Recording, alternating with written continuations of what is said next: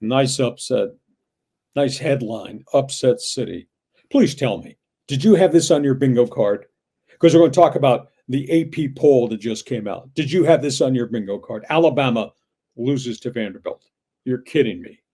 Vanderbilt, which was 0-60 against top 5 teams in the history of the Commodores program, Vanderbilt beat Alabama. Now, Alabama, of course, had beaten Georgia a week ago. They just emotionally could not crank it back up. And suddenly Vanderbilt outplayed them, which was stunning to me. But that's the way the situation evolved. Alabama loses to Vandy.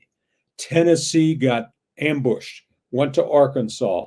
They lost in Fayetteville. Quarterback play for the Volunteers kind of skitterish, so they fall out of the top 4. Michigan, a week after coming off a big emotional victory, Michigan gets whacked by Washington. Tell you, the Huskies quarterback, Will Rogers, he's a transfer from Mississippi State. He's played pretty well, pretty consistently. He's not throwing for 400 yards there, but Washington's got a good quarterback. Will Rogers threw for 271, and they kind of outgunned Michigan.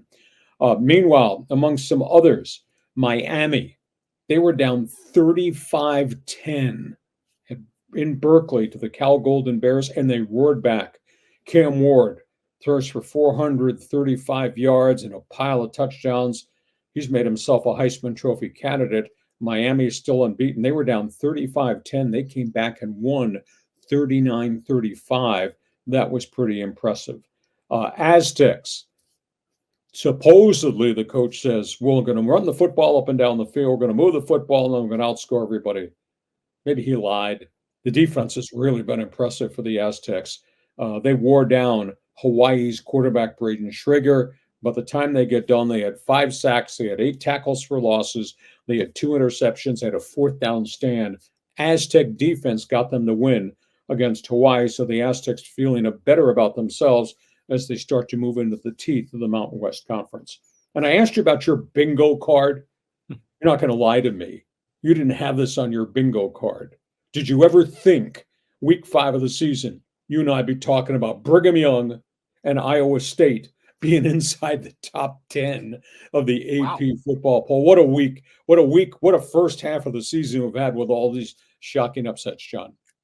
Do you think that if Alabama still had Nick Saban as the head coach, they would have won in Vanderbilt? Do you think maybe DeBoer is kind of letting them down a bit? Well, I think there's some sentiment there, but understand how emotionally cranked they were to take apart Georgia. And they just may have gone into Vanderbilt, because everybody's gone into Vanderbilt and just swept the floor with those guys from Nashville. But this one, it looked like Georgia might have been exhausted mentally and physically.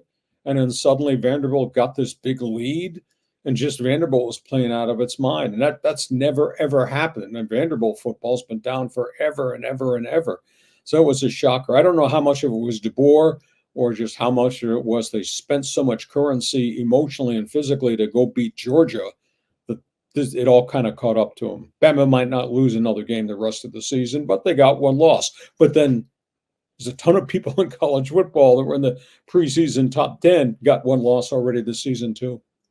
You got to love how the Vandy students lifted the goalpost out and brought it out, into Nashville, and they were partying with it and everything else. I mean, it was such a great deal for them.